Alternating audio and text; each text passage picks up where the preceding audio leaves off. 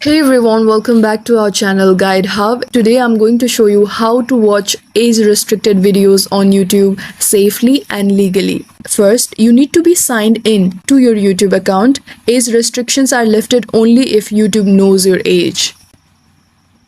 So if you have not already, try verifying your age on YouTube by submitting a valid ID or credit card info. If you are younger, try YouTube Kids, which shows only age appropriate content. Another step can be to check if restricted mode is on. For that, first go to your profile and then tap on the settings icon at the top right. Tap on General.